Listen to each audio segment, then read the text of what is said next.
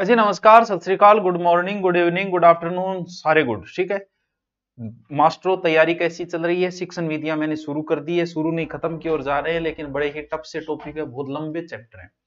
दो समस्याएं आती है, एक तो मुझे इसमें पढ़ना पड़ता है, फिर अच्छे से समझने, टॉपिक बड़ा है, जबकि एक बार पढ़ाने के बाद आराम से क्लियर हो जाता है, कुछ रटने वाली चीजें नहीं है। तो हमारे जो चल रहे थे स्वर्ण कौशल चल रहे, ठीक, हमारे जो चल रहे थे वो स्वर्ण कौशल चल रहे थे, जिसमें एक स्वर्ण कौशल हमने पढ़ लिया था। कौन सा? सबसे पहले, एक मिनट,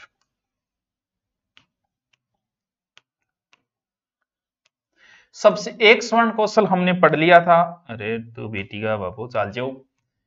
कौन सा? स्वर्ण। सबसे पहला काम क्या होता है बच्चों? सुनना।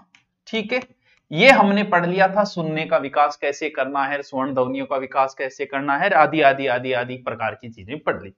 और जिसने नहीं पढ़ी वो दोबारा देख सकता है। अब जब बच्चा सुनेगा तो सुनने के बाद बोलेगा, यानी दूसरा कौशल कौन सा है? दूसरा क्वेश्चन कौन सा है? बोलना। यानी स्वर्ण के बाद कौन सा कौशल है? बोलना। बोलने का मतलब भाषण। दूसरा कौशल है भाषण कौशल। बक बक हर आदमी करता है। जीवरों ऊपर लिख दूं फिर अपना, यानी वर्तमान में हम पढ़ेंगे बोलना कौशल या भाषण कौशल। ठीक है, तो बच्चों जिंदगी जीने के लिए अच्छा बोलना आना चाहिए। अच्छा बोलना आता है तो फिर थे भूखा कौन मरो अपनी गारंटी। आप अच्छे कवि बन सकते हो, आप अच्छे अध्यापक बन सकते हो, आप अच्छे नेता बन सकते हो, लेकिन उसके लिए जरूरी क्या है? भाषण, यानी आपको बोलना आना चाहिए। दूसरा कौशल कौन सा है? बोलना। बोलने की चीज दो बातों पे निर्भर करती है। एक तो बोलने के लिए सुनने वाला होना चाहिए। अब अकेला बोलोगा तो लोग पागल समझेंगे कि मास्टर जी के कहीं हो। तो सुनने के लिए एक जनों भी हो उसके, दो हो उसके, तीन हो उसके, अरे कोई ना कोई उद्देश्य भी होना चाहिए। बिना उद्देश्य बक बक क्या भी करूं। तो बोलने के उद्देश्य दो प्रकार का, एक तो होता है श्रोता उन्मुख। क्या? श्रोता उन्मुख।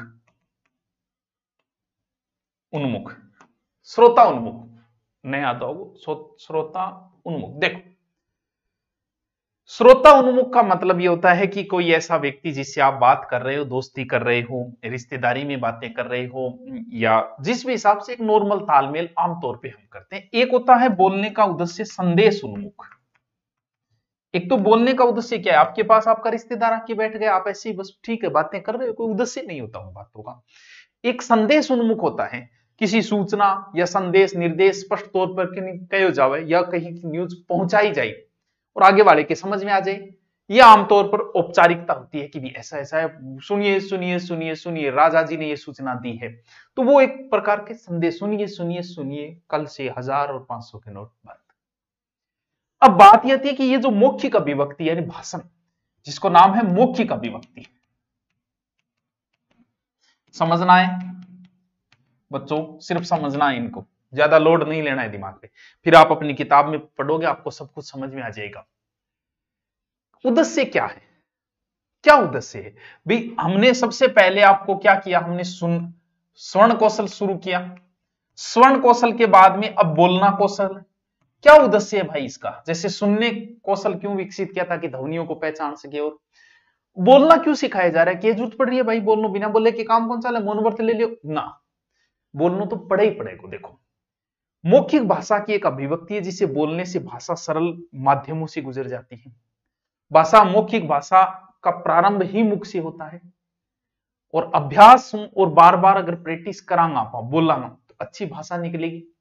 अगर आप भाषा का प्रयोग में कुशल वाणी, वक्ता या जादू, थोड़ा सा या भाषा में एक तड़को आ जाए, लोकप्रिय नेताओं के भाषण, इसके प्रमाण है कि बोलने से क्या था। बोलने के तरीके पे डिपेंड करता है। आप गलत से गलत बात भी किसी से हां भरवा सकते हो। डिपेंड ये करता है कि आप उस बात को पूछते कैसे हो, पूछने के तरीके पे डिपेंड करता है। कहते हैं राजा के दरबार में एक व्यक्ति आया, उसने राजा की कुंडली देखी, देख के बोले महाराज थे तो बहुत लेट मरोगा, थारा टाबर टिक कर रहे तो पहली 60 साल जब मर में, बहुत अशुभ आदमी तू तो टिंग टांग तो पहली मर जाएगा तेरे सामने।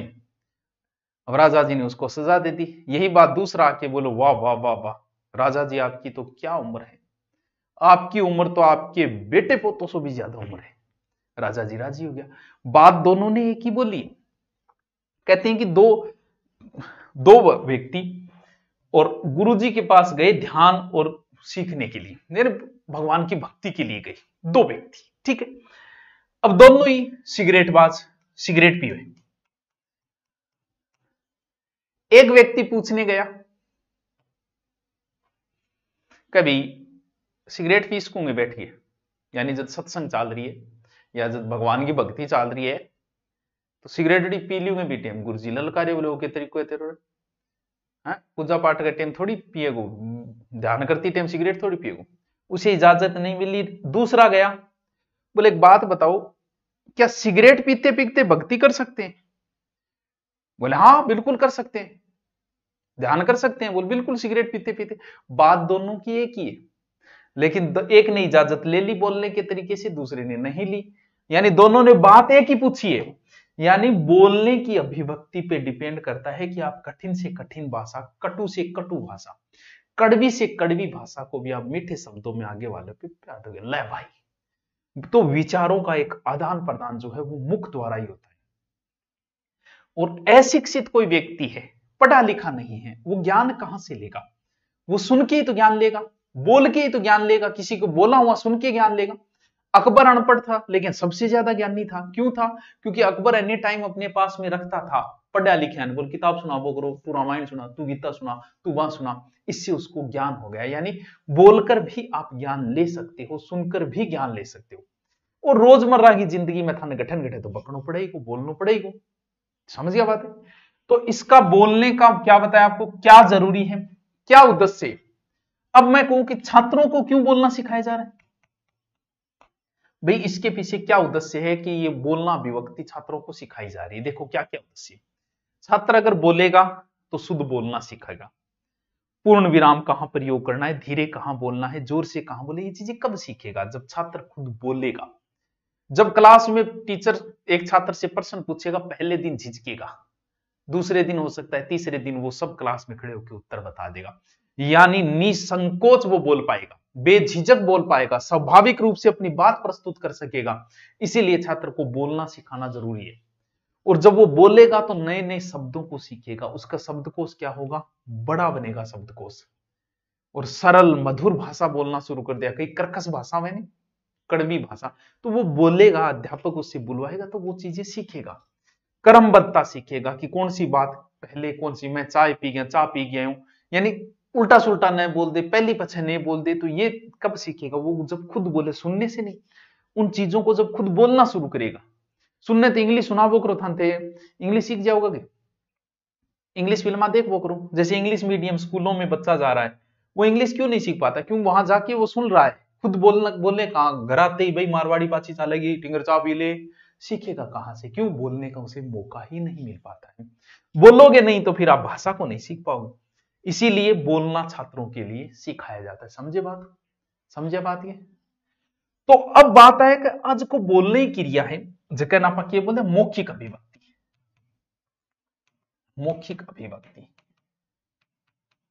बस समझना है, समझते जाओ, आप प्रश्न सोल्व कर दोगे। फिर के तरीकों बढ़ाई जा सके चिंतन शक्ति को। क्यों? जैसे वाद विवाद, वाद विवाद अगर करे तो बोलना सीखोगा। थारी डिबेट करा दे तो थे सीखो आको नहीं बोलना कि डिबेट कौन देखा है, वो होशियार लोग कैसे कैसे बोलते हैं, बात को तुरंत बात। तो इससे वाद विवाद से आपका चिंतन शक्ति का विकास होता है, विचार शक्ति का विकास होता है, अध्ययन शक्ति का विकास होता है। मैं कल कह दूं कि आपको नक्सलवाद पे वाद विवाद करेंगे तो आप नई नई चीजें पढ़ के आओगे कि इस पे बकना है भाई साहब, कभी बारी हंस के की बकनो पड़ सके। तो चिंतन शक्ति का विकास होता है। संवाद पाठ, मौखिक अभिव्यक्ति, संवाद करना, आपस में बातचीता करना, धैर्य सहनशीलता बहुत है। वाद विवाद में तो थापामुखी हो जाए, कई बार देखिए ट्यूब बड़ा बड़ हुआ है, लेकिन संवाद एक अलग प्रकार का है। कब बोलना है, कैसे बोलना। वाद विवाद में तो कभी बीच और डट तू यहाँ क्या कहो, लेकिन संवाद एक अलग प्रकार का है। देश काल के अनुसार संवाद हुए और तार्किकता का भी विकास हुए। फिर वाचन और कविता, इससे भी मौखिक अभिव्यक्ति बढ़ती है।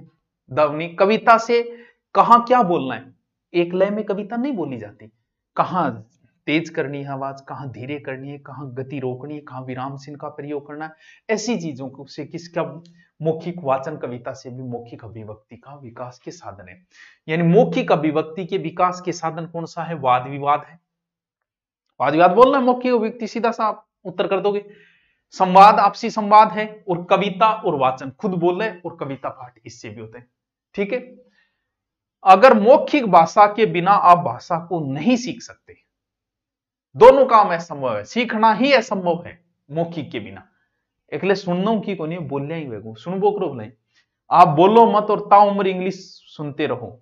जैसे पंजाबी समझ में मेरे आती है, मैं पंजाबी गाने भी सुनता हूं, मेरे समझ में भी आ रही है पंजाबी, लेकिन मैं बोल नहीं सकता, मुझे पंजाबी बोलनी नहीं आती। क्यों? क्योंकि मैंने बोली नहीं, सुनी है उसे, पंजाबी फिल्मा देखा थे भी पंजाबी गाना सुनो, लेकिन थे बोल लोगे पंजाबी, थे को गुरुजी कौन बोला, क्यों? क्योंकि बोलने की प्रैक्टिस आपको नहीं है।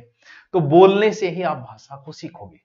अब है मौखिक अभिव्यक्ति की विधियां, कौशल, यानी मौखिक अभिव्यक्ति कौशल की विधियां। जैसे हमने पहले पढ़ी थी किसकी, सुनने की, अब पढ़ेंगे मौखिक की। मौखिक अभिव्यक्ति कौशल की विधियां,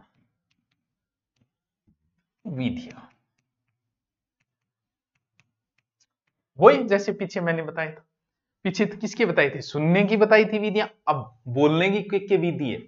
पहली विधि है बातचीत, वार्तालाप। बच्चे को मौका मिलना चाहिए बोलने का, शिक्षक को चाहिए कि वह प्रत्येक छात्र को मौका दे। कोने का किन्हीं कौन बोलन दो, बुलवाओ उनसे। कैसे बुलवाओ? हो सकता है आप सस्वर वाचन में बुलवाओ उनसे, बोल छोरा एक सागे बोलो, सस्वर वाचन के वह एक लो टाबर बोलने तो जोर कैसे कबूतर नीचे बैठा रोड़ो मचा रखे, इससे उनकी मौखिक अभिव्यक्ति जो है ना, एक झिझक, एक संकोच दूर हुए। तो सस्वर वाचन भी टीचर को करवाना चाहिए। प्रश्न पूछो, हर क्लास में टीचर को 5 से 7 मिनट किसी बच्चे को खड़े करके, या हर बच्चे को मौका मिलना चाहिए। प्रश्न पूछने से बच्चे की झिझक दूर होती है, थे लाग जाओगे था नहीं पूछने। पाठ में जो भी प्रश्न है वो बच्चे से पूछो। कहानी सुनाना या सुनना, जैसे पहले टीचर ने कहानी सुनाई, फिर कहेगा तू सुना आई कहानी, आज आ गए, इससे बच्चे की मौखिक अभिव्यक्ति का क्या होगा बच्चों, विकास होगा। समझे? चित्र वर्णन, चित्र वर्णन इसमें क्या है, जैसे गाय का चित्र दिखाया, फिर इसके बारे में एक कहानी बताई, भैंस का चित्र दिखाया एक कहानी, बकरी का चित्र एक कहानी, और उस चित्र की सहायता से फिर कहानी सुनाई जाती है। इससे क्या बोलने का विकास होता है कि आज उठे भी सुनाओ। कविता सुनना और सुनाना, इससे बहुत अच्छा विकास होता है बच्चों। कविता सुनना और सुनाना, यानी कविताएं कंठस्थ करवागे और कविता पाठ के लिए प्रेरित कर। कविता को कंठस्थ करवाओ, कविता पाठ के लिए प्रेरित कर दो। क्यों? कविता से बहुत कुछ सीखता है यार, कविता ऐसी थोड़ी होती, शायरी ऐसी थोड़ी होती है। तो ये चीजें जरूरी है क्या?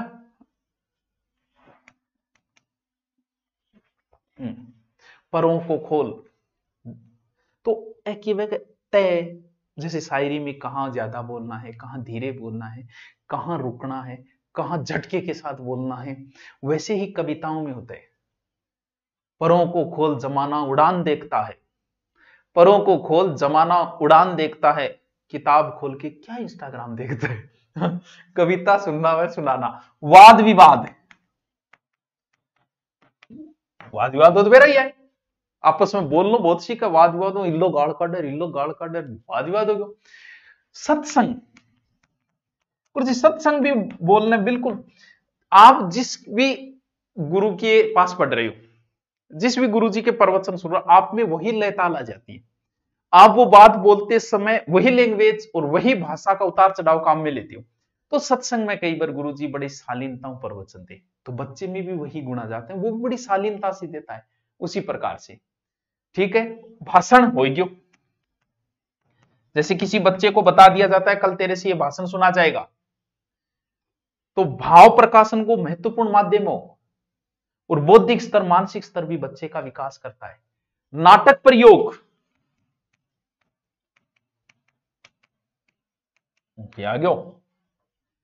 नाटक भी अभिव्यक्ति को अच्छो अभ्यास हुए। रंगशाला बालकों भावों को दीक्षा, क्योंकि नाटक से भी, जैसे नाटक कर रहा है बच्चा, बोलना और सीखेगा इसमें। तो ये चीजें हैं जो आपके बोलने के विकास करती। पहले हमने सुनना कैसे जाता है, सुनने का विकास पढ़ा।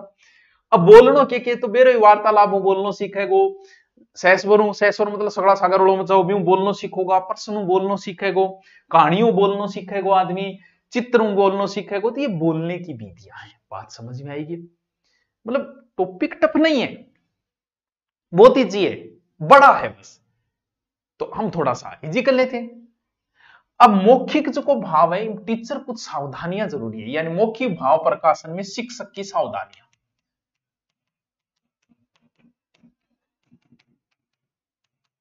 किसमें? मौखिक अभिव्यक्ति में। सागे सागे नोट्स बना रहे होगे, कमेंट करके बताइयो।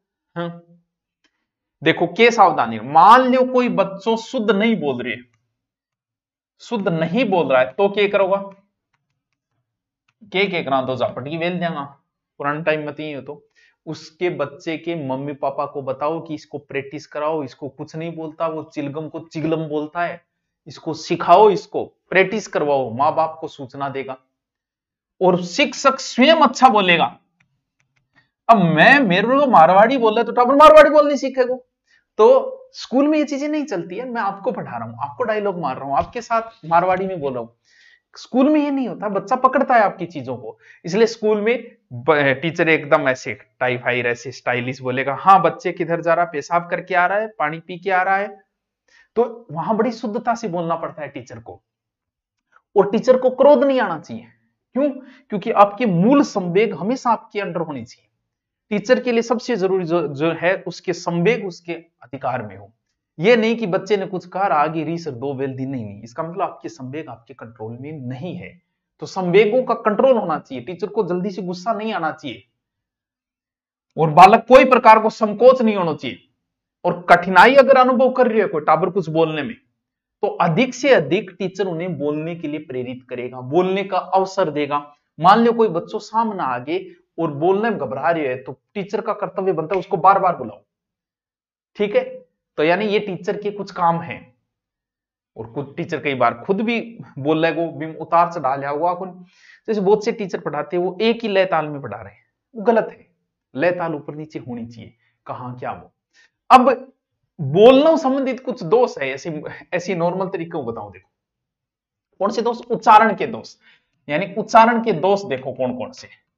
देखिए तो इजी टॉपिक है, मस्ती मस्ती में बता दिया। देखो पूरा सानुनास्य, सानुनास्य, नास्य का मतलब नाक। कुछ ऐसे बच्चे होते हैं जो नाक से ज्यादा बोलते हैं, तेरा तेरा तेरा सुरूर।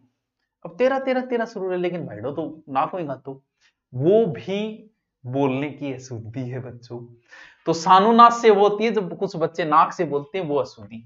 दीनता, यानी कुछ बच्चा बोल रहा है इतना गरीबी या लगे शब्दा में गरीबी है, गुरु जी काल तो आयो को नहीं मैं, यार स्वरों में इतनी दीनता, बोलने में दीनता है। कई बार गृहस्थ पदाक्षर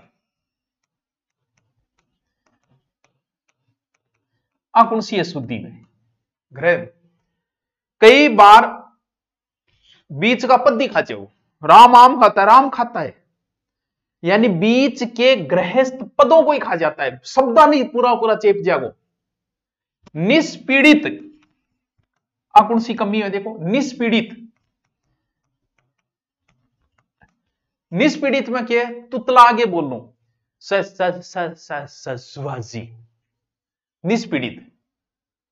या फिर बुदबुद आगे बोल दो, वाइब्रेट, वाइब्रेट है, गैर ऊर्जा, अरे जल्दी बोल सुबह पनवेल निकलना है, वो कौन सा है? वो निष्पीड़ित। परगीत, अगली कमी कौन सी है? प्रगीत। प्रगीत मतलब कई गागे बोले सुभाष जी सर काल तो मैं आयो को नहीं घरे मेरे काम हो, वो गागे बोलनो, वो भी गलत है। ओके सब बोल। और प्रगीत गदगदित, यानी गदगद स्वरूप बोलनो, एक तरीको वो गदगदित कमी